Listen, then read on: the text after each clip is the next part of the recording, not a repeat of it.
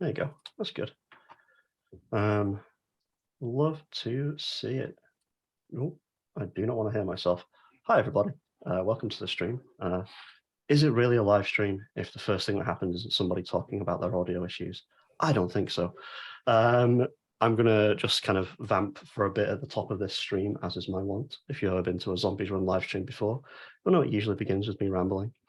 We're really excited about this stream tonight because we're with two absolutely wonderful creators, Ella and Jonny, both of whom we've had the absolute pleasure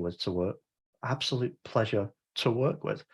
It's already starting well. I overbrewed my green tea tonight. I forgot to tell you this before the stream. I was like, I put the tea bag in and I sat down to kind of like do all the setup and stuff. And then I looked up and it was 10 minutes to the stream and the tea bag had been in for about 15 minutes. It certainly tastes like grass. It's really nice, but it's very strong. Which is why I'm inverting my sentences. Hi, everyone in the chat. Hi, Peyton. Yeah, we're going to kind of hang out for a little bit. Probably in a few minutes, we'll start talking about audio drama and stuff. In case you're kind of just dropping in because you follow us on Twitch and you don't really know what we're here to talk about. We're here because we've recently had the great pleasure at Six to Start to collaborate with Jonny on The Graveyard Route, which is a new 5-part audio adventure series, Spoopy, for Halloween season, which has been incredibly fantastically well directed by Ella Watts, who is a recent addition to our team here at Six to Start as audio director. So once we get rolling in a few minutes, we're going to sort of spend a little while just kind of chatting about everyone's audio drama work and their work together on The Graveyard Route and horror, Halloween, spooky things, board games, maybe not board games. I think people aren't coming here to talk about board games, but hey, there's a lot of great board games behind Jonny on the shelf. That's what we were talking about 5 minutes ago. We were talking about Gloomhaven. Cool. I'm still drinking my strong green tea. Welcome, everybody. This is bizarre. I'm not used to running a live stream very much, and apparently we still have 0 viewers, which is not true because I've just refreshed and we've got 30 viewers, so welcome, everybody. The chat is saying hi, lots of hearts, lots of party hats.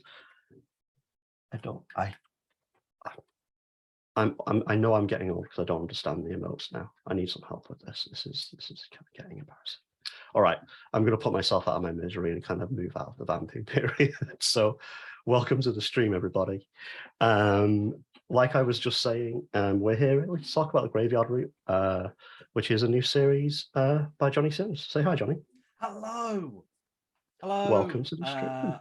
I'm absolutely enraptured by the green tea saga, just brewing your green tea so long it wraps all the way around and becomes caffeinated.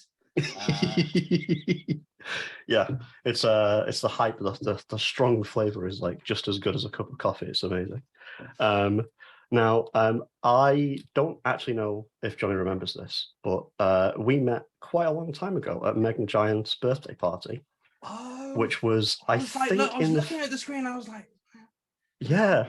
Well, I remember this probably more than you do, just because what happened was we were at Meg and Giant's birthday party. Absolutely incredible writer, wonderful person. And we got chatting about various things. I think he might have been a part of a conversation where I was boring people about why cricket is one of the best sports in the world. I was when you said I was boring people with a conversation, I was like, obviously not. Obviously, like, no, there is no topic that isn't compelling when talked about by a sufficiently enthusiastic and character. And then you're like, about cricket. I was like, oh no, yep, boring conversation. Yep. See, I was right. And for that reason, we pivoted to talking about audio drama. And I think this must have been really early on in Magnus, maybe in the first few months or before you were launching or something. It would have been like still season 1. Yeah. Because I remember talking about like casting issues we'd had around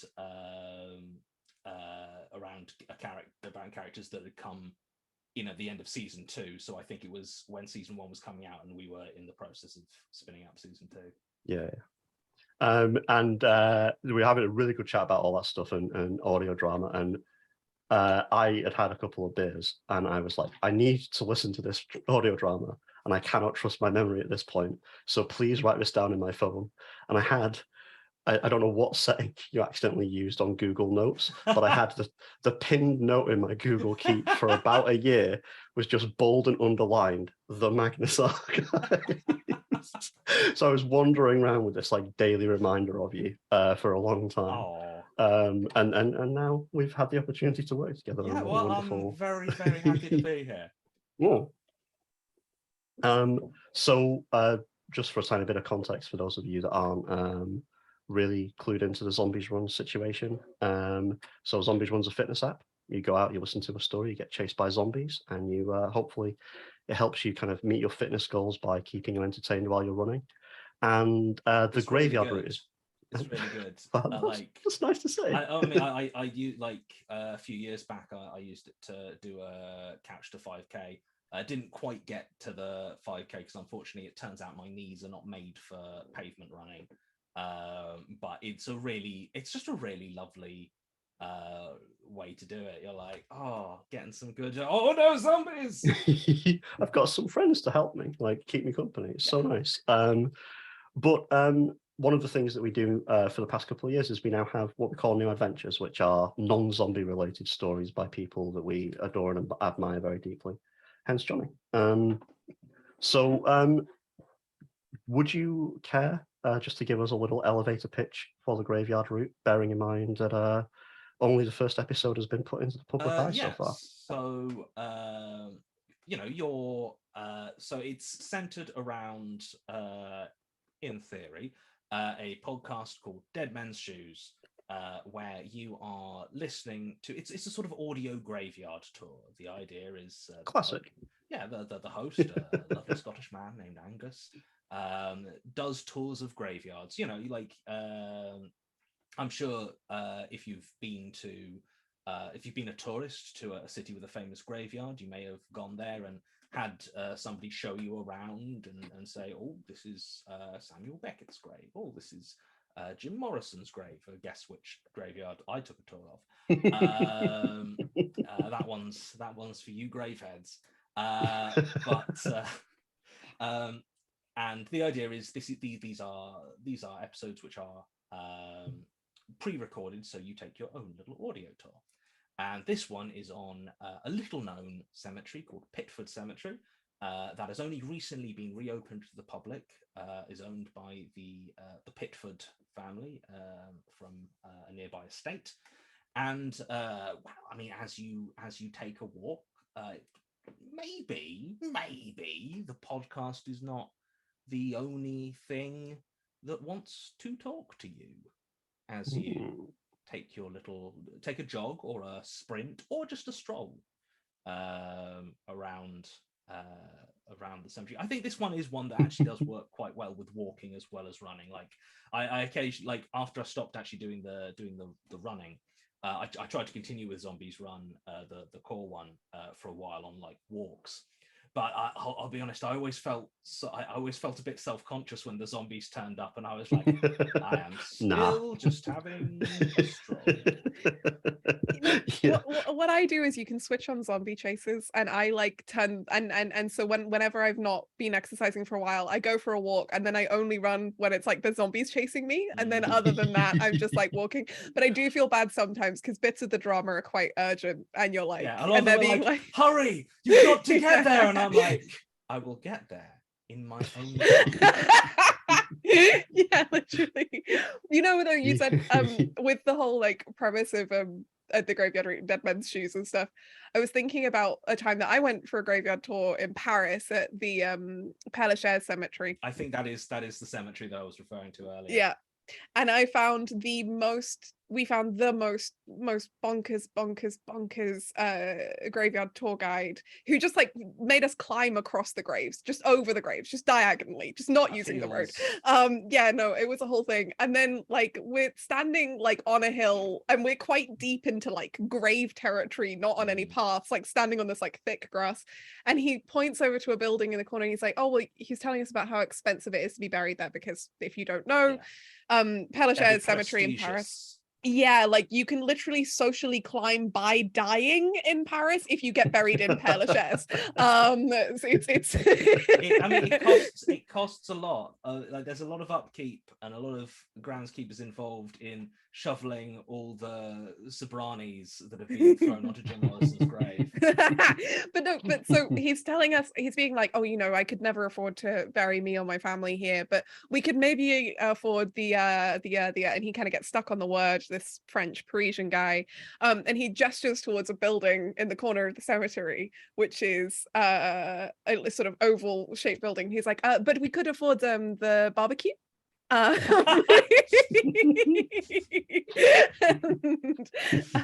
yeah, now every time I think of graveyard tours, I think of a crematorium being called a barbecue.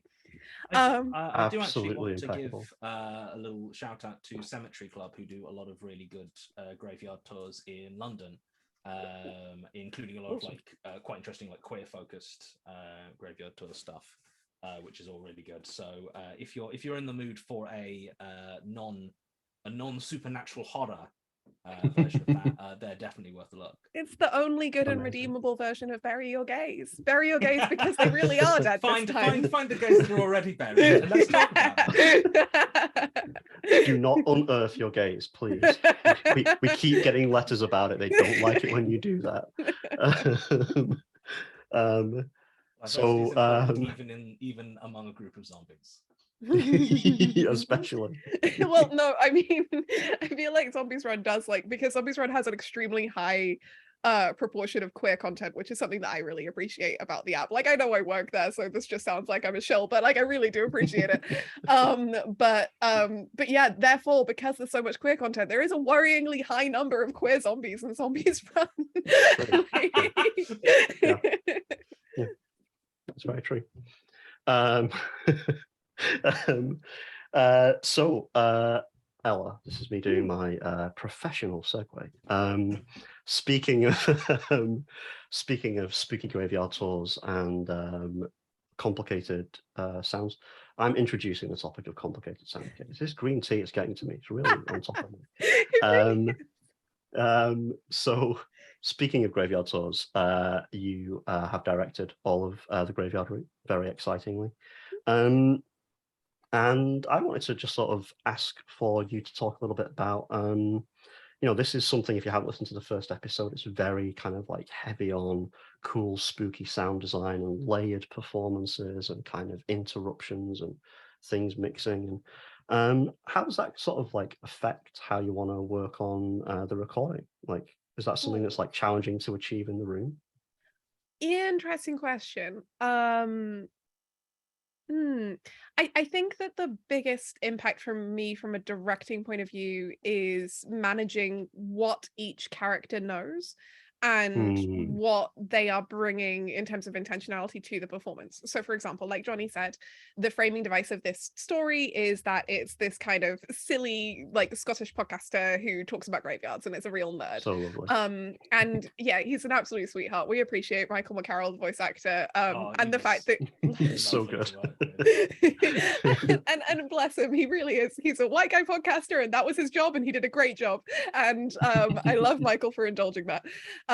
But for example, his character Angus Weir doesn't really can't hear the other things that we can hear in this first episode that you'll have heard if you've got the app, and you can check out. If you don't, check it out, it's free. But so when I'm directing him, Angus is like, well, he can't be aware of it, and when his voice glitches and stuff, he doesn't know that his voice is glitching. He doesn't know spooky things are happening to his voice. So his voice glitches. But so like directing him, I if anything, it's kind of the thing to overcome is the fact that the actor knows what's going to happen in the drama, and it's for me to emphasize, no, I need you to be clueless. I need you to be a dummy, sweetie little podcaster. On the other hand, when other voices are coming in, it's sort of talking about the relationship between those voices, and without getting too much into spoiler territory, I actually do remember during recording having a lot of discussions with Jonny and the other actors being like, okay, so what is this character feeling here? Because there are multiple layers to like the multiple different voices that are happening, and it's like, okay, well, on this level everyone's thinking this, but on this level we're actually performing this, and deciding at what point one intention kind of breaks through to the surface or goes back down again, which I found really interesting as a kind of directing challenge, and I hope that the actors enjoyed. I mean, Jonny, you were one of the actors. How did you find it? It's really interesting in the like talking about the character of Angus Weir and like the acting and like what he like doesn't know, because obviously within the fiction this is just a man who recorded a podcast and is nowhere near, like, has no idea any of this is going on. And there was a point where I was essentially going to put together an actual, like, write up an actual podcast episode to be, and I was just like, you can just give this, and I was thinking, oh, you could just give this to the actor and they can just record their podcast episode. And then Louise, who is the commissioner, was like, that is so much work for you and we do not need you to do it. And I was like, very well, I will not. That is always, it's the temptation to sort of like write every book on the bookshelf in Skyrim. Like, you want the whole context to be there. But I do have to say as well, like, on the note of the fake podcast, something that I really appreciated was how much attention to detail you had of like terrible, crappy white guy podcasts. I've listened to a lot of good and bad podcasts, and like the media, like, it has a lot of very subtle ticks to it that I really enjoy writing fake podcasts, because it means I can just unironically, I can just unabashedly like get stuck into be like, they'll do this annoying podcast thing and this annoying podcast. Like, I think my favorite one is when he's got a line where he says something about a random country that they've got listeners in, and that's such a classic podcast trope, like, hello to our 3 listeners in Brazil kind of thing, like, you know, we've got a listener over here. It just it was adorable. But to be fair, it comes from life, because you look at these metrics and you're like, wait, why do we have 2 listeners in like some, like, completely the other side of the world? And it does sort of like it comes from a real place of like, oh, that's really cool. People the other side of the world are listening to me, but like only 3 of them. Yeah. It's really weird how, like, I got that when we first launched Zombies Run, and I was like, yeah, okay, lots and lots of people in the UK and the US and Canada and blah blah blah, but there's 3 people in Russia. Who are they? Like, that felt like fame to me, weirdly, like reaching like a country where there was just no understandable vector really for people to get there. But yeah, I think that like the writing of Angus is so sort of like well observed, like you say, Ella, and I think that's like one thing I've always noticed so strongly in your writing, Jonny, is like how powerfully well observed all your character writing is, and I think that's the great joy of the Graveyard Route and you know, Magnus and so much other stuff, is like how much you can capture someone's voice so quickly. It is really, like, I have no real patience for people who talk about being a writer as though it is like a different category of person. It's like, oh no, well, speaking as a writer, the thing is, when you're a writer, you just but what I love about being a writer is it doesn't make you more observant, but it gives you an outlet for, like, when you notice little things, you're like, that's going in there. Going in the bag, yeah. And you just end up with these sort of just a bank of like just little character studies or little things you've noticed that people do that you can then chop and change and mix up into new combinations, and end with these characters that do feel very, very real to you, you know? Yeah, no, it's wonderful. I have to say on that, like another character that I really appreciated that for was Old Mary. So Old Mary is introduced in the first episode, and she comes back. That's kind of a spoiler, but she's in pretty much every episode, so it's not that much of a spoiler. And she is this older woman who has strange powers. But something that I really appreciated about the writing of her, especially from a casting and directing perspective, is it sucks for me personally to be given an old woman character who falls into, oh dear, I'm so sweet, or oh, I'm so racist, or whatever. Either way, like often old women characters don't get to be people, they just get 3 lines, because when a woman hits 30 in media, she no longer exists as a human being and she can no longer have dimensional depth. And it sucks. It's horrible to cast, because you don't want to cast people in that role. You don't want to look at someone and give them the indignity of saying, hi, like I know that you've been acting for 35 years, but I've decided that all you're capable of is one quite hammy line that plays on ageism and misogyny. And it's rubbish. So I go through these scripts and I'm like, okay, there's a character called Old Mary, and even though I love and trust you, Jonny, like I do have a bit of a moment of kind of bracing myself and being like, oh, okay, let's see how this goes. And then you get this really interesting character, who is very self-aware of the fact that the person she's talking to thinks of her as a little old woman, and who kind of varies how much she does or doesn't use that depending on like what she wants in a given moment. And that was really, really fun and a really great project for me to work on with Ellie Dickens, who played that character, because Ellie's fantastic. Yeah. Sorry, I'm gonna sound like a broken record every time you reference an actor. They were fantastic. It's the love bomb stream. Just give into it. It's cool. It's also honestly such a relief, because like I cast all these actors, and then I was like, oh, it'd be cool if Jonny did a cameo in the series, and then I realized that meant that I had to the writer be like, here are the actors I chose to perform your script. I hope you approve. They were great. Yeah. But and Ellie is such an incredible, like, absolute firecracker, an actor and a person who like has her own flat in London and has just been like freelancing like her whole life, and is this badass like kind of central London freelancer who is still working in her 60s and still kicking ass in her 60s. I think she came to us and she was doing like the day before she'd been doing a movie about Take That, and she was like, oh yes, and I had to like glare at some boy in a cafe who was pretending to be Robbie Williams, and it was like, okay. But so for Ellie to get to play a character like that, who's self-aware and has humor and can be vicious and have a temper and also be sympathetic and have all of those shades, was just such a lovely and refreshing thing to have in an older woman character. It's something I really liked. I mean, I think let's not like old Mary comes out of a trope of all the characters very sort of deliberately in the graveyard route are playing on certain tropes about certain sort of often historical character tropes, because I was really interested in this one in diving into like the slightly more historical elements and like drawing out the different eras of this graveyard and who lived nearby, who interacted with it, like at what times.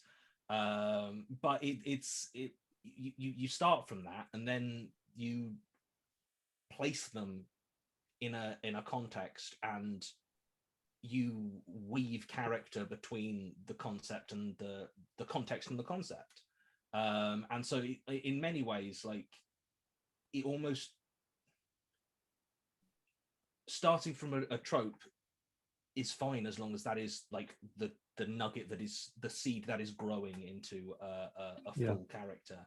And interesting, I think it was placing her in a very specific historiphonic situation that like really brought her to life, like doing the research of that era and like who might have been like an older weaver in a local community in that time frame, and the character just sort of springs up from there. Yeah, I think it's such a lovely, like, you'll see this a lot through the series as you play it, which you all should be playing it. The kind of the character work and also it sort of feels weird to call it world building when it's just sort of set in our world, but the world building around the characters reminds me a lot of one of my favorite songwriters, Richard Dawson, who he does a lot of like, here is a picture, like he writes songs like, here's a picture of a guy in a field milling the field. And rather than writing the most obvious version of that, then finds the human and the context and the kind of the situation around it.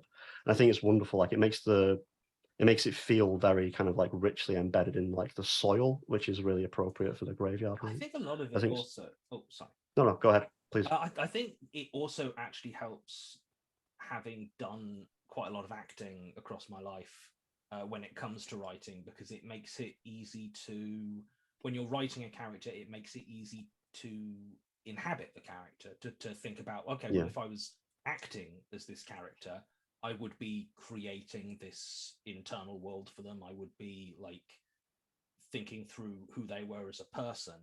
And I think it means that, because in my writing, I'm actually quite structurally minded in a lot of how I build stories and build narratives, which always carries a danger of characters being functional rather than characterful. You know, this person is this sort of thing and fulfills this role in the story so that the narrative can move from A to B.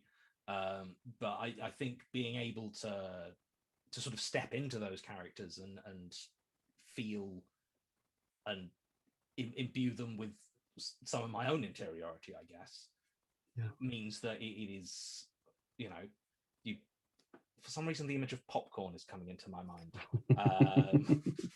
But you just, you know, like the microwave heat, you go into the kernel of the functional aspect of the character in the story, and it just all pops. I mean, I think to be fair, this is making me think a lot about, I mean, hang on, let me assemble my thoughts.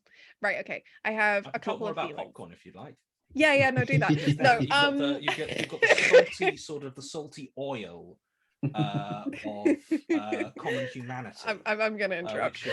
So I think that like a thing that I really feel very strongly is that often people with a sense of musicality do really well in audio drama, because audio drama is so much about rhythm, and it's so much about meter and movement. And there's a Welsh word, cynghannedd, which is a word used to describe the musicality of language. It's basically one word which means every word you know that describes the sound of words. So it means sussonance, it means sibilance, it means assonance, it means like all of these things at the same time.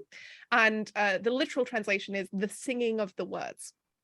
And what I love about that is that I think about that a lot with audio drama, especially. Like, you find Welsh poets are great audio drama writers, Dylan Thomas most famously, because they think about the singing of the words. And that you often find lyricists and people with musical backgrounds are really great audio drama writers, because you've got a rhythm and the words sing. They have a sound to them that is made on purpose. And it's something that I really enjoy about your writing, and the parts of your writing, the phrases in the Graveyard Route and everything that I've read that you've written or listened to, where you do have these lovely set phrases. There's one in episode 1 which is like a character is describing the ability to see ghosts and describes it as a wrinkle in the soul, and I love that, like a wrinkle in the soul. What a beautiful image.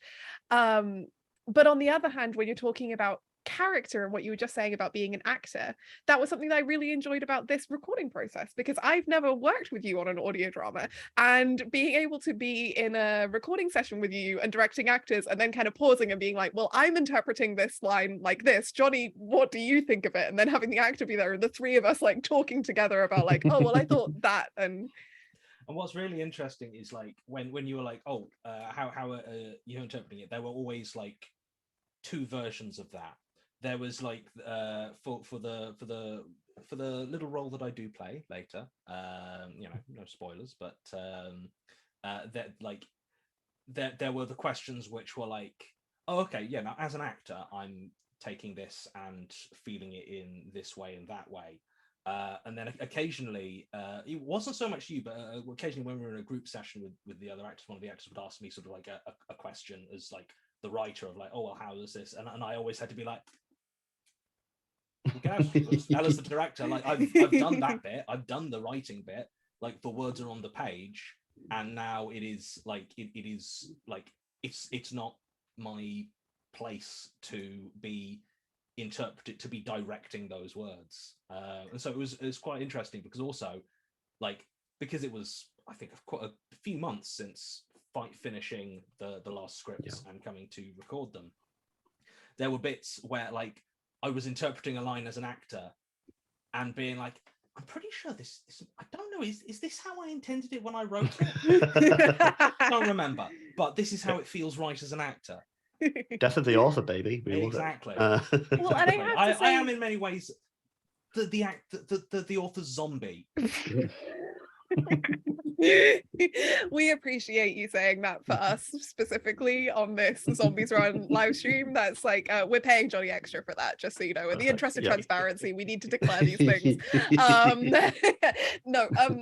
But yeah, like, I have to say, like, and as a director, I do thank you for that, because I appreciate the fact that you are very generous as a writer in letting other people take your work and interpret it. And I really enjoyed being able to kind of bring my own interpretation to the characters and the world and the way that I'd kind of imagined it in my head when I first read the scripts. And that was a really lovely kind of thing to do. I'll push back on it slightly as generosity. I don't think it's something that should be considered generous. I think, like, I think it is. I think every writer needs to stop being so fucking precious about their words, especially if they work in a medium where there are directors and actors and other creatives involved, because, you know, it's once those words are out there and done, that's your part of that job finished, you know. Hard agree. Yeah. But also, I realised I've been very rude. My partner brought me a cup of tea right at the start of this, Matt, and I've been putting it in your face because it's perfect. How strong is it, my friend? I'm vibrating here. We're going to come for you next, Ella. It's happening. There's a cup of tea flying its way across the country. I mean, we all live in Manchester now. I'm just like gonna text like Sasha and be like, "Bring me tea." So in talking about characters so much and about the like the quality of the writing, the quality of the performances and things, Ella, I want to ask, like, a lot of what the structure of Graveyard Root, and also, Jonny, a lot of your work in the past is this kind of it's not strictly epistolary, like it's not actually people writing letters, but it has that form of, like, people doing a message for somebody else. You know, it's a quite monologue-y, and you have, you know, the recordings at the archive, or you have, like, in this case, you have Angus doing the podcast, and then you have the ghosts telling their stories. That's quite different from a lot of the audio work that you've done previously, Ella. Like, you know, thinking most recently of Redacted, like, that's very kind of like snappy and dialogue-y and wonderful. I didn't do Redacted. No, I was saying, Ella. Just saying for me. Oh, sorry. I'm so sorry. I'm so sorry. I fair play though. I thought you were talking to me, and I was like, oh, hang on. There's been some confusion there. There's been a terrible mistake. That was my spouse. Yeah, that's my partner, my spouse did right. And I was like, absolutely. Oh, no, this is horrible miscommunication. Impeccable guestmanship though, and like completely throwing the flag immediately though. Perfect. But no, Ella's work on Redacted is like really kind of like snappy and dialogue-y and very rhythmic, like you were saying. So just, like, you know, I'd love to hear a little bit about, like, what that's like, you know, making that shift to working in a much more kind of like monologue-y style, and like what are the sort of challenges and the benefits, and kind of how does that feel different in the room? Ooh, interesting. Thanks for the shout out for Redacted, though. I do appreciate it. Hey, if you want to check out a queer audio drama, Doctor Who Redacted is great. It's not anything to do with Zombies Run, but it's got gay people, and we appreciate that. It's got a lot more besides, but you know, yeah. So I think, from my perspective as a director, my favorite kind of directing and kind of drama to direct is like naturalistic, and I like naturalistic comedy, and I like to kind of encourage performers to feel comfortable in their roles, especially in audio drama, because I think that a lot of the time in audio drama people overuse the word intimate when we talk about audio, but the reason is that sound literally physically happens inside your body in a way that sight doesn't. When I watch TV, light bounces off my eyes. When I listen to an audio drama, I am experiencing something inside the walls of my skull. So it feels closer. And that's like just one of many reasons, and I'm not going to go on my whole rant, why audio drama feels so powerful. And so from my perspective, don't tempt me. But so when directing, I like stuff that feels very, very real and very true and very natural and very understated, and therefore I love dialogue heavy drama.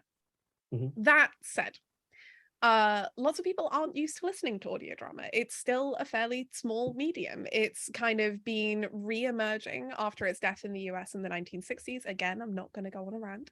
And even though it's kind of continued to exist in the UK for the last 100 years, lots of people don't listen to radio drama.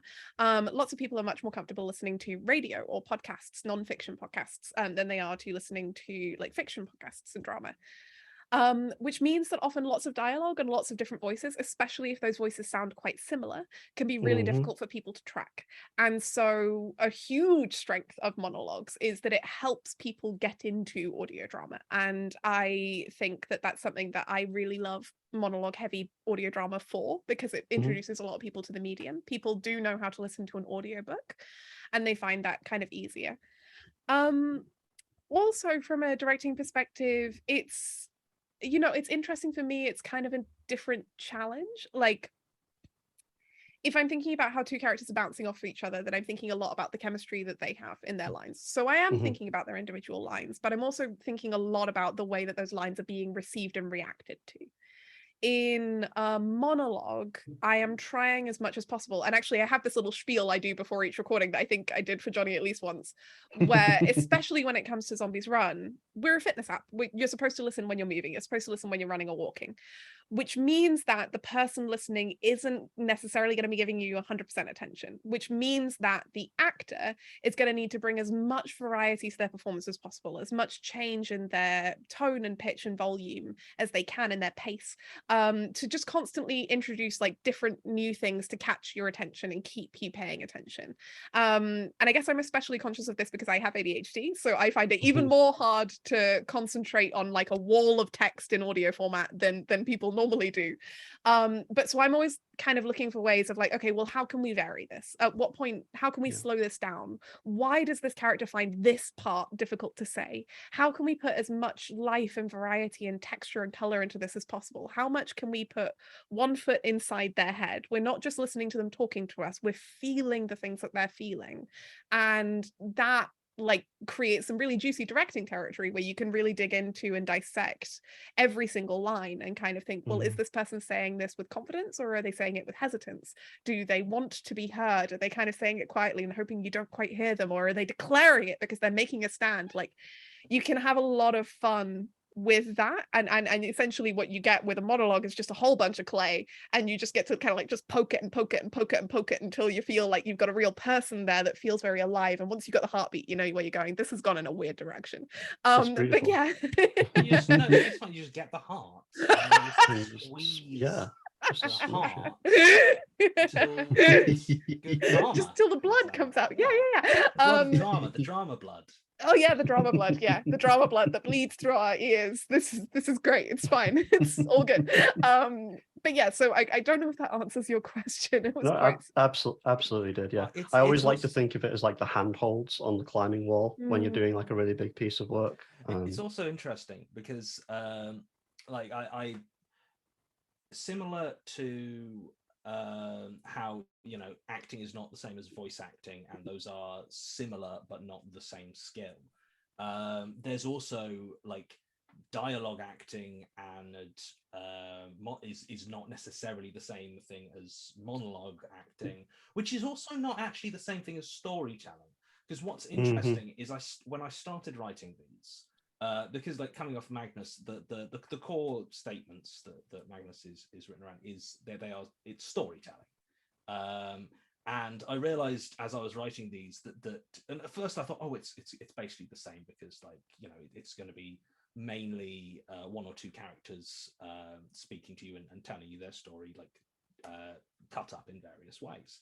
But actually, the way it wasn't storytelling; it was monologue, which to me is different, and it is a slightly different skill.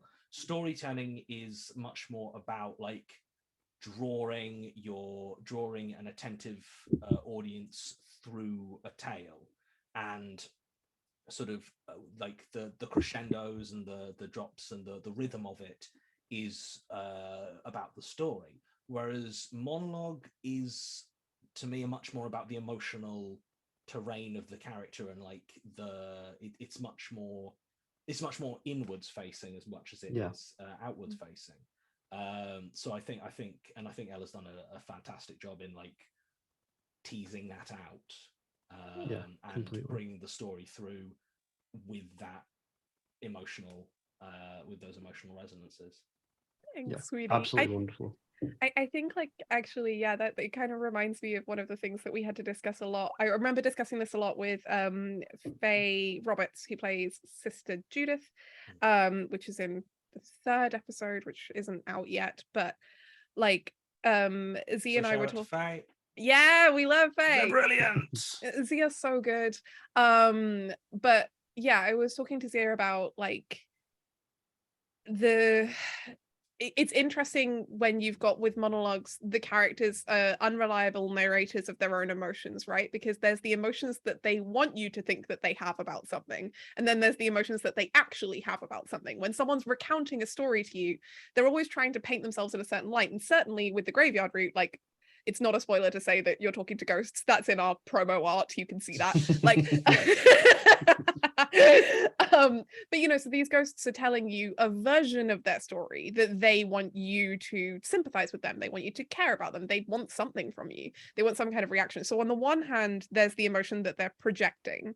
But on the other hand, it was really interesting to investigate these stories that become more personal as you get into the episode. And in the heart of the episode, they tend to get like the closest to the person and the most kind of vulnerable, the most painful for them. And to think about the ways that as that character gets closer and closer and closer to things that they feel so strongly, they stop being able to control the emotion that they're projecting, and they start just expressing the emotion that they feel and the emotion they remember feeling. And even then, to add on the kind of conflict of the fact that then what I need the actor to perform is the frustration that their character has with the fact that they are feeling this thing when they want to be feeling that thing, you know, that they're like, I don't want to be sad about this, I want to be angry about it, or you know, that kind of, and then to bring all of that across is just so tasty to be like to try and give people a way to hear like all of these little conflicts and the things that all of us feel all the time. I think when we try and tell someone about like our day at work, or you know, like a party that we went to or something we did, and it's like there are so many different things that are kind of going on when you're trying to express your emotion and indicate emotion. And your scripts like kind of really spoke to that and made it really easy to kind of lift out those themes and then workshop them. And we had such a great cast that they were a lot of fun to work with. So I will say, Ella, I suspect that as a pair of sort of should we say large personality extroverts, we maybe have a little bit more experience in monologuing our emotional states than maybe some other people. Don't tell anyone. You can't simply get on stage and sing exactly what you're feeling. That makes me angry. Sorry. Futurama references, because apparently it's still 2003. 2003. Speaking of the past, another one of these professional segues. I want to transition just for the last few minutes and just talk a little bit more broadly about like horror and also some other work you've done. And you know, Jonny, you've been writing horror for a long time now, my friend. Like you know, Magnus, 13 Stories, and Graveyard Route. And I was just wondering, like, and my new book, Family Business, out now. And Family Business, yes, thank you. Buy it; it's really good. Look at it in your local bookshop. Yeah, give us a proper or give us a proper plug. Yeah, audio or audible or ebook if you're in the not UK. And Jonny performed the audiobook, right? No. Well, oh no, I'm in it, though that's a little bit of a surprise. Yeah, I am not the main narrator. I'm not the narrator of the audio book. Rachel, who narrated it, does an amazing job. But I may have a small cameo in the audiobook in a similar vein to for some reason people, when I write something, people keep wanting to, people be like, hey, do you want to come in to this thing you wrote and be the dickhead? Why would they see? Like that's just, I mean, it's, you know, it really makes you think. But I tell you what, if you're not a real fan of Jonny unless you get the audiobook and then find his cameo and hear it, so you just have to buy the audiobook now. I'm gonna say, like, you're not gonna miss it. You're not, it's not a blink and you'll miss it one, but I'll say no more. But genuinely buy the book, is fantastic. Seriously. Sorry, I'm so sorry. No, this is why we're here. Oh, also, I'm so sorry. I should have checked up top. Is it Matthew or Matt? Matt. Yeah. Don't call him Matthew. That's a hate crime. That's his name. That's his name on the little Zoom thing. It is my name. I know, but it's just, it feels weird for me to hear it. Double check. It's my government name. You're very nice. I'm you're being very nice a considerate guest, Ella. You are being a very considerate guest, making sure I don't get things wrong and making sure you get things right. It's perfect. But yeah, like, you know, a good like spread of time that you've been writing horror, and I was really curious, you know, has your relationship to writing horror changed over time? Because I feel like, you know, we all grow and things like that, but to be working in kind of like the same genre for a long time, like, how does that feel having changed? Like, absolutely, it has changed quite a lot. So I mean, I grew up like loving horror and reading horror and ultimately listening to horror. I've talked a few times about how the genesis of Magnus was me listening to all these old radio shows when I worked a night shift, Lights Out and Nightfall and all these, as well as some of these, you know, the OG horror podcasts, your Pseudopods, Knife Point Horror, No Sleep Podcast, all that sort of, all that crowd.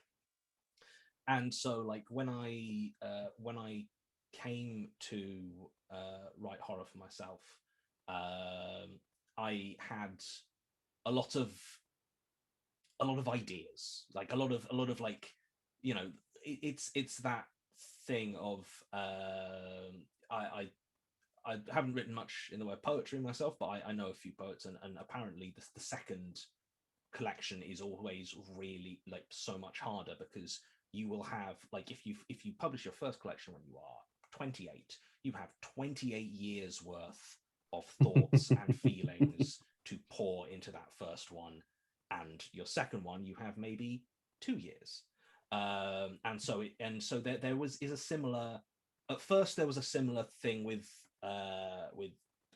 spookiness, I suppose, that I had this well of like, oh, wouldn't it be fucked up if this happened, to pour into those original episodes. And then it sort of starts to run dry, and what you start to develop is the skill of finding it, the skill of like slightly tilting your view of the world and seeing the sinister and the dark in other things.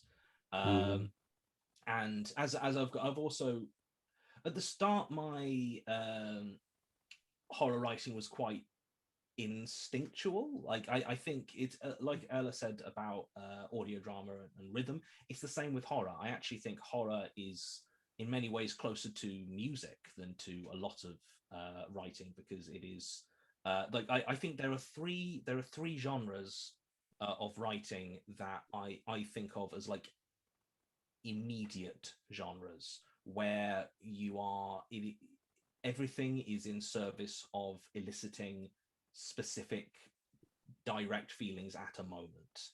The three genres being horror, comedy, and erotica, and so like it's so much more about the rhythm, the building of dread, and like the actual narrative, the story. It's good, it's nice if it works, but it's mostly about that rhythm. And I think I came in quite versed in that rhythm just because I had listened to and read so much and internalized how that works. But as I've written horror, I think I've gotten a lot more conscious in terms of how I am writing it. on the micro level of the actual words, but also I have become, I've had a lot of time to think about what horror is, what horror does, how horror functions within the space of both sort of media, but also sort of society and the function, culture, and the function that horror serves. And I think I am a much more thoughtful horror writer now, and I think I have and my relationship to horror has become, in some ways, more judgmental, I guess. Like I'm much more willing to look at a piece of horror and be like, I see what you did there. That wasn't very good. Yeah. But I'll still nick this bit because that was quite spooky. But yeah, it's been a really interesting journey, and I have yet to fall out of love with the genre. Yeah, well, rightly so. It's really wonderful stuff. And yeah, I think they often say that horror is an inherently kind of like socially conservative genre. Oh, that's bullshit. And I just don't think, especially in your work, I just don't think it's possibly true. Okay, so this is, it's the horror is an inherently conservative genre that seeks to punish difference, is this bullshit truism, which fundamentally comes from Stephen King was, I think, one of the ones who popularized that, because he basically explicitly said this in Danse Macabre. But basically Stephen King and most of his generation that fueled the massive horror fiction boom of the 70s and 80s grew up reading EC comics and Tales from the Crypt, and this whole sort of array of horror comics, and they were grotesque, they were gruesome, they had blood and guts and all sorts of fucked up shit. But for the longest time they continued, because they used as their defense, well, we are teaching a moral lesson, and the moral lessons were always, it is good to prop up the social fabric of 1950s America. So it was this incredibly moralistic, incredibly conservative the publications, and these are the foundational texts of a whole generation of American horror writers. And I think this shaped it's like, so for a long time in psychology there were a lot of things that were believed about how the human mind works that were not true, because what they were true, like they were truths about how the early 20s white male student mind works, because these were the people who were taking all the psychology, who were part of all the psychology studies. And I think it is the same with this truism and this attitude towards horror. Is like, no, it's just that the people who have been most prominently and visibly writing horror, especially American horror, for the last 50 years have been a group that have this core belief in what horror is and what horror does. It's the downstream material effect of the Hays Code, like 70 years later. Exactly. Hegemony reproduces itself. Exactly, and it's not anything inherent to horror as a genre, like fear and darkness and like these harder or scarier subjects are not inherently conservative. They're not inherently anything. They are often very highly reflective of the society that produces them, because they are always going to be interacting with those darker parts, those fears, the fears of the people writing them, the people reading them, the societies that produce both. but it's one of those things where it's like, widen who you are reading, and you will widen what you think horror can do. Yeah, see, that's what I very much wanted to add. Is so I come from a comedy background, not horror, but I believe very strongly that comedy and horror are two sides of the same coin because of exactly what you said before about rhythm and tension. But similarly in comedy, there are a lot of racist, sexist white guys in comedy who claim that, it's just being funny, perpetuating prejudice and encouraging violence towards marginalized people. I'm being brave by being paid to, encourage people to get hurt. Take my wife to a better show. Hey. It's like that bullshit. And I think that for me also, as like a queer mentally disabled woman, like I think that really frustrates me about those so-called truisms is it's like we talked about that these hierarchies reinforce themselves, but it's also the way that I really need everyone to remember, and since right now we've got a platform, I'm gonna say it here, that just because you aren't seeing it doesn't mean it's not being made or not happening. Like, my mom is a professor of art history. Art history has a lot of white guys in it, a lot of murderers, literal actual murderers in art history. like Caravaggio was a serial killer. We know that. Stabbing. But that doesn't mean that Black people weren't painting, or that women weren't painting, or that Native American people weren't painting. And it doesn't mean that queer people weren't painting, or trans people weren't painting, or disabled people weren't painting. And the same is true across all genres of art. Just because you might be familiar with sexist horror written by white guys doesn't mean that there are no women writing horror. Just because you might be familiar with sexist comedy done by white men doesn't mean that there aren't women doing comedy, or there aren't people of color doing comedy.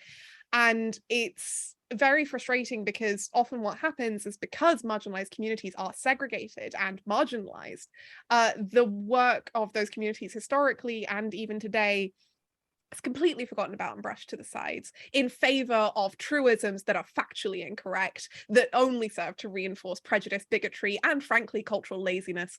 So yeah, I think like it's always important to ask yourself whenever you hear a phrase like that, to whom does this apply? For whom does the truism toll? And in what direction, like, who does it support to say this, to repeat this? Who does it support to not interrogate this? Why is it helpful to talk in this way, or to brand an entire genre of storytelling in this way? I very fundamentally believe that all art, including drama, is a form of communication. What are you communicating, and why, and who's saying it, and to whom? Anyway, sorry, I'm end spiel. I think the core message is anyone can be a painter who does a murder. Anyone can be a painter who does a murder. See, the next thing that I'm gonna work on is just gonna be like a painter who does a murder, and I'm gonna have to give you royalties because I'm gonna have to be like, well, on stream we did, like, no, I just a one-time consultation fee. Workshop out that initial. Jonny, I'm just curious, do you know anything about like how to write an audio drama? Because I'm thinking maybe a podcast, but like within a podcast. I could probably figure it out. Like, it's just like people, TV, it's just right? people talking. How hard can it be? Yeah, I mean, it's just TV without the pictures. The world's first audio only anime. There are 2 of those currently in existence, which advertise themselves as the world's first audio only anime. First of all, it's hilarious that there are 2. Second, an audio only anime is a radio drama. I mean, there is a different question that, like, within that, which is not even remotely relevant to, which is to what degree at this point is anime a genre in the same way that horror or sci-fi is a genre. But it's a medium, not a genre. It's the same. We had this happen with audio drama. I also have this a lot with podcasts. People will be like, it can't be a podcast because it's a drama. I'm like, I'm sorry, do you know what language is? We need to get a dictionary and have like an interview with you. But at the same time, like, as we said when we were writing Angus Ware, like there is like, podcast is a medium, but there is also a genre. There is also like podcast as a genre, which is like a specific sort of thing with its own little tropes and its own. So like I think there's quite a lot of stuff that where like people will, there is a word and you're like, well, are you using this word for the medium or for the genre conventions that usually go around with this medium, you know? No, that is I can very true. feel I can Sorry, feel go my ahead. English degree climbing up out of the grave behind me, ready to jump on my back and murder me. We can leave this. That was all like I do wish we could talk for about 3 more hours about this stuff, and perhaps one day we shall. We're about hitting 9 o'clock though, and that is getting very close to our time. I want to ask you both to do a couple of things just before we wrap up. Ella, I would love for you to give a shout out to all of our wonderful cast on the Graveyard Route coming to Zombies Run. Oh my gosh. Okay, of course, obviously I'm going to. Right, so we're starting off with Michael McCarroll, who plays Angus Weir, who is our Scottish podcaster, absolutely lovely Scottish-American charmer, who did a perfect job of White Guy Podcaster. Then we've got Ellie Dickens, who is a fantastic actor who is otherwise known for a podcast comedy called Wooden Overcoats. Ellie is a fantastic London-based actress who plays Old Mary in our series. Then we've got Philippe Bochet. Philippe Bochet does loads of voice acting for video games as well as audio dramas. He was in Audible's The Sandman. He plays Thomas Pitford, who's sort of a bit of a dandy and totally lovable as a rich guy. And then we've got Faye Roberts, who is a fantastic performance poet and artist. You might know Zia from Zia work in the Magnus Archives. In our series, Z play Sister Judith, who is a deeply tormented nun. And then we've got Shogo Miyakita. Shogo Miyakita is fantastic. He was in The Secret of St. Kilda, which is another horror podcast, which I really recommend if you want to be just so very deeply distressed by the twist at the end of that series. I'm still not over it. I think about it regularly. Shogo in our series plays an academic physicist and parapsychologist called Dr. William Cousin, who we hear from very briefly at the end of episode 1 and then may or may not hear from later, probably since we hired him and we don't generally do that for people with one line. Finally, of course, there is this little known actor who we've decided to take a chance on just because we thought it would be really fun. We got lots of monster noises in Zombies Run, so we like to try and bring in other actors for like the monsters and stuff. So there's this guy called Jonathan Sims who he's really fun. I'll be honest, he was.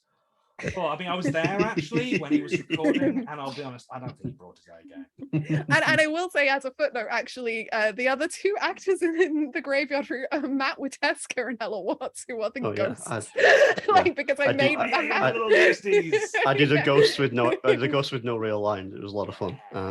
Matt did a great job of being a ghost. I really do strongly listen out for them ghosties, because Matt did a great job. He did a better job than I thought he would. I thought we would have to process it a lot.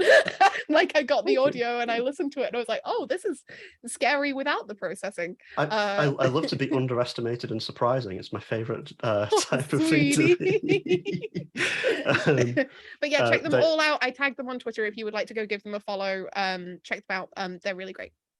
Wonderful performances. And Jonny, I would like you to just let me know what else are you working on at the moment? What can we buy of yours? What can we listen to? Okay, well, October is when all the time.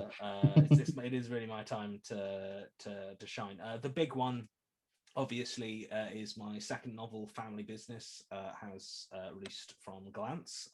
Released just under 2 weeks ago.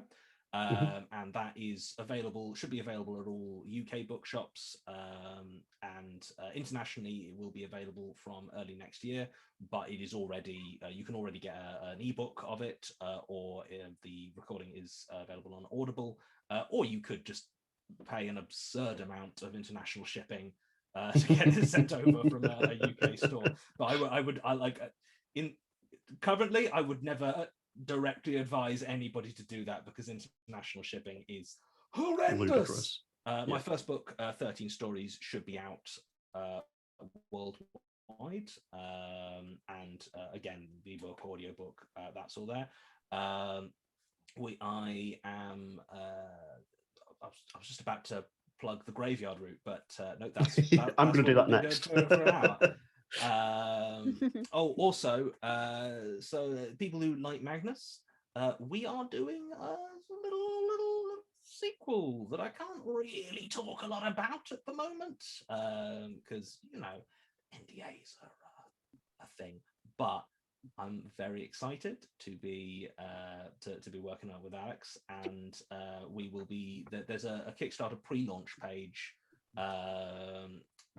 coming on the 30th, I think, and we're doing a little live stream that evening, which I will be there for the start of. I can't remember the exact time, but I'm pretty sure I'm not going all the way to the end, but I'm going to be there. So put that in your diary. Well, look up the details better than I've said them now, and then put that in the diary. Amazing.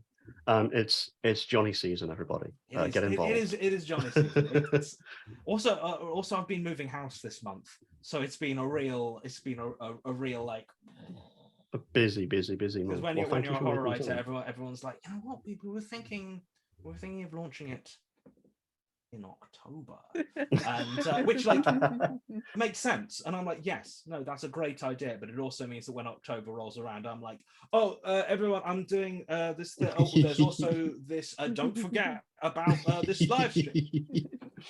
Amazing. Well, we do appreciate you taking the time to talk. It's been an absolute joy. Really enjoyed. I mean, like, I chat with Ella very regularly. In fact, she is one of 3 visitors that has already been to my new house. But it's been absolutely wonderful to meet you again, Matt, and thank you for a delightful conversation. Yeah, and thank you very much, Ella, for taking extra time out of your day to talk to me more than we normally do. It's been such a pleasure and such a wonderful job on the Graveyard Route throughout, and it's been so much fun to talk to both of you about audio drama and horror and green tea and genre conventions and everything else. How strongly brewed does it need to be before it is no longer green? Well, I could have answered that question by showing you, but I drank it an hour ago. Everyone who's watching, thank you so much for coming along to watch the stream with us tonight. And don't forget, you can listen to the Graveyard Route episode 1 right now by downloading Zombies Run. What? Right the first now? episode is free. Right now, it is out. The first episode. Time here with that. We will be releasing new episodes on Thursdays and Tuesdays until all 5 of them are out, and I can't recommend highly enough that you tune in every time and listen. I've been Matt Wieteska. This has been an absolute joy. Stay safe out there, everybody. Thank you so much. Don't let the